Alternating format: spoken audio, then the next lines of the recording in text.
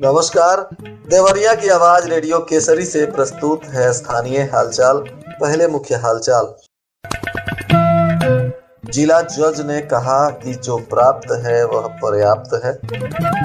उप मुख्यमंत्री पहुंचे देवरिया, समीक्षा बैठक में दिए कई निर्देश। एनसीसी के छात्रों को विधायक ने किया संबोधित। धमकी के वायरल ऑडियो की पुलिस कर रही है जांच। और सड़क हादसे में हो गई एक महिला की मौत। स्थानीय हालचाल के इस अंक के साथ मैं अनिकेत मिश्र। अब हालचाल विस्तार से। जिला विधिक सेवा प्राधिकरण देवरिया के तत्वाधान में डॉक्टर राजेंद्र प्रसाद की जयंती के अवसर पर संत विनोबा स्नातकोत्तर महाविद्यालय में विधिक जागरूकता कार्यक्रम का आयोजन किया गया था। इस दौरान सर्वप्रथम देश के प्रथम राष्ट्रपति को श्रद्धा सुमन अर्पित किया गया, जिसके बाद सभी गणमान्य लोगों ने वहां मौजूद छात्रों को संबोधित किया। जिला एवं सत्र न्यायाधीश मनोज कुमार तिवारी ने अपने संबोधन में कहा कि डॉक्टर राजेंद्र प्रसाद ईमानदार, निष्ठावान और उच्च विचारों वाले महान व्यक्ति थे। उन्होंने अपना संपूर्ण जीवन राष्ट्र की सेवा के लिए समर्पित कर दिया। राजनीति के कई महत्वपूर्ण पदों पर कार्य करते हुए उन्होंने देश में शिक्षा के प्रचार प्रसार को बढ़ावा दिया। उन्होंने न केवल एक कुशल राजनेता के रूप में अपनी सेवा दी, बल्कि एक उत्कृष्ट साहित्यकार की भूमिका में भी उन्होंने बेहतर काम किया। उनके लेख भारत उदय और भारत मित्र अत्यंत लोकप्रिय हुए। उन्होंने कहा कि उनके विचारों में यह प्रतीत होता है कि जो प्राप्त है वह पर्याप्त है। इसी भावना के साथ वे अपने जीवन को आत्मसात करते हुए अपने लक्ष्य को पाने के लिए निरंतर प्रयास करते रहे और उनके जीवन से शिक्षा लेकर सभी को इस सिद्धांत पे चलना चाहिए। संत विनोबा पीजी कॉलेज के खेल मैदान में 52 यूपी बटालियन एनसीसी के वार्षिक प्रशिक्षण शिविर में सदर विधायक डॉक्टर शलभ मणि त्रिपाठी पहुंचे।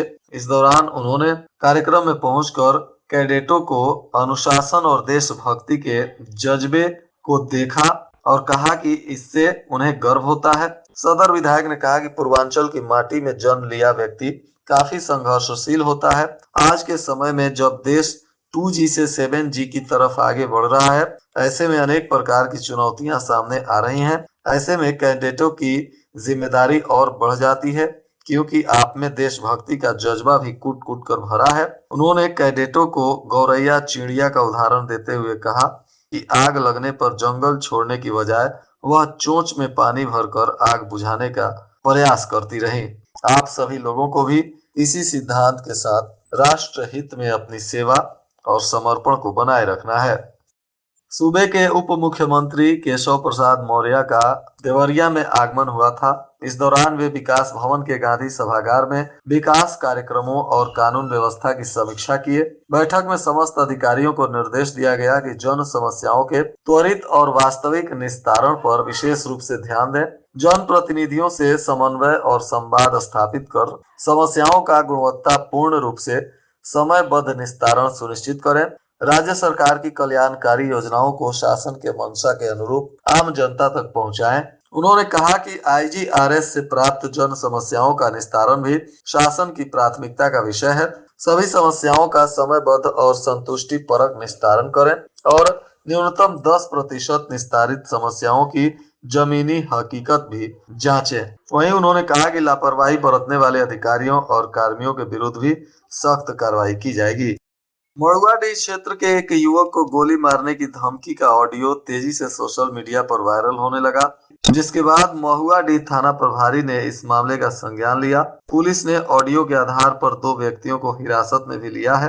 पीड़ित और दोनों व्यक्तियों से पूछताछ के बाद सहमति करते हुए पुलिस ने हालांकि सुलह करा दिया है। बताया जा रहा है कि महुआडीह के जंगल बेलवा गाँव के एक युवक को देवरिया के 2 व्यक्तियों से ब्याज पर उसने पैसा लिया था। समय से ब्याज का पैसा न देने पर उन दोनों व्यक्तियों ने युवक को 30 अक्टूबर को देवरिया बुलाकर कमरे में बंद कर मारपीट किया और 2 लाख रुपया ब्याज भी ले लिया।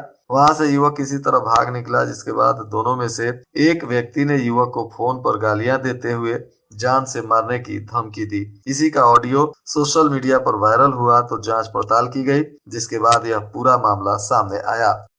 सदर कोतवाली के सोनू घाट में 4 पहिया वाहन की ठोकर से एक महिला की मौत हो गई। वह अपने दरवाजे पर कुछ काम कर रही थी। इसी दौरान 4 पहिया वाहन ने उसे ठोकर मार दिया। मृत महिला सोनू घाट गोपालपुर निवासी आशा देवी उम्र 55 वर्ष पत्नी बालागिरी बताई जा रही है। पुलिस ने महिला के शव को पोस्टमार्टम कराने के बाद परिजनों को सौंप दिया। घटना के बाद से परिजनों में कोहराम मचा हुआ है और पुलिस अब इसमें आगे की कानूनी कार्रवाई भी कर रही है। कांग्रेस के राष्ट्रीय प्रवक्ता अखिलेश प्रताप सिंह ने जनपद में अपराध को लेकर बयान दिया। उन्होंने कहा कि अपराधियों के हौसले बुलंद है, पुलिस इस पर अंकुश लगाने में विफल हो गई है। जिन अपराधियों के खिलाफ कई मुकदमे दर्ज हैं, उनके खिलाफ पहले गुंडा एक्ट और गैंगस्टर की कार्रवाई करती तो हत्या की घटनाएं इतनी नहीं होती। उन्होंने पुलिस पर गंभीर आरोप लगाते हुए पुलिस की कार्यशैली पर सवाल उठाया। खुखुंदू में घर से भटके हुए एक बालक का पता लगाकर पुलिस ने उसके परिजनों को सौंप दिया। बताया जा रहा है कि वह पैदल ही भटक कर सौदा से सुविखर पहुंचकर इधर उधर भटक रहा था। खुखुंदू पुलिस को पता चला तो पुलिस ने त्वरित कार्रवाई किया और बच्चे को बरामद किया। बताया जा रहा है कि देवरिया स्थित ITI के पास सड़क किनारे पत्थर नक्काशी करने वाला अजय का परिवार रहता है। सुबह में संदीप उम्र 7 वर्ष पुत्र अजय पैदल ही भटक कर दूर चला गया था, जिसको बरामद कर पुलिस ने परिजनों को सौंप दिया, जिस पर परिजनों ने पुलिस को धन्यवाद दिया। तरकुलवा में जिलाधिकारी दिव्या मित्तल ने नवनिर्मित सरस्वती प्रतिमा का लोकार्पण किया। इस दौरान बालक बालिका मिनी मैराथन को हरी झंडी दिखाकर उन्होंने रवाना किया। उन्होंने बच्चों को संबोधित करते हुए कहा कि कठिन परिश्रम और एकाग्र चित्त होकर पढ़ाई करें। जीवन में कुछ भी असंभव नहीं है। जिस तरह अर्जुन को केवल मछली की आंख दिख रही थी, उसी तरह बच्चों को एकाग्र चित्त होकर पढ़ाई करनी चाहिए। जीवन में कठिन परिश्रम का कोई शॉर्टकट नहीं होता है। सरकार के द्वारा लाखों की लागत से बनाए गए ग्राम सचिवालय में अधिकांशतः ताला लटक रहा है, जिसके चलते ग्रामीण परेशान रहते हैं। अभिलेख संबंधी कार्य कराना लोगों के लिए कठिन हो गया है। विकासखंड पथरदेवा के अंतर्गत ग्राम पंचायत गोरिया घाट में स्थित सचिवालय आम लोगों की पहुंच से दूर हो गया है। यहाँ अधिकांशतः ताला लटका रहता है। इससे ग्रामीण नकल, खसरा, खतौनी, आयुष्मान कार्ड आदि अभिलेखों का ऑनलाइन काम नहीं करा पा रहे हैं। ग्रामीण जब सचिवालय जाते हैं तो वहां ताला देखकर निराश होकर लौट जाते हैं। वह प्राइवेट जनसेवा केंद्र पर कार्य करवाने के लिए मजबूर हैं। ग्रामीणों ने बताया कि शिकायत करने पर जवाब मिलता है कि ब्लॉक जाकर सचिव से बात कीजिए। जब वहां पहुंचते हैं तो सचिव के कमरे में भी ताला लटका रहता है।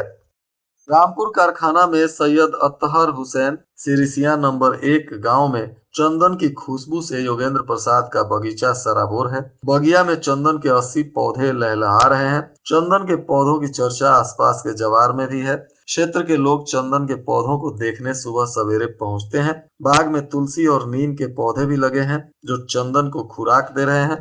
चंदन और तुलसी की गंध आसपास के इलाके में पहुंच रही है। जिला मुख्यालय से कुछ ही दूरी पर स्थित रामपुर कारखाना विकासखंड का सिरिसिया नंबर 1 गांव चंदन के पौधों की बागवानी करने को लेकर चर्चा में आ गया है। गांव के रहने वाले जोगेंद्र प्रसाद ने चंदन के 80 पौधे लगाए हैं। उनका कहना है कि हिंदू धर्म में चंदन के पौधों का धार्मिक और सांस्कृतिक महत्व है। हिंदू धर्म में चंदन को एक पवित्र पौधा माना जाता है और इसका उपयोग पूजा पाठ में भी किया जाता है। और आज के मौसम का तापमान देवरिया में न्यूनतम 16 डिग्री सेल्सियस और अधिकतम 27 डिग्री सेल्सियस रहने की संभावना है। अंत में मुख्य हालचाल एक बार फिर। जिला जज ने कहा कि जो प्राप्त है वह पर्याप्त है। उप मुख्यमंत्री पहुंचे देवरिया, समीक्षा बैठक में दिए कई निर्देश। एनसीसी के छात्रों को विधायक ने किया संबोधित। धमकी के वायरल ऑडियो की पुलिस कर रही है जांच।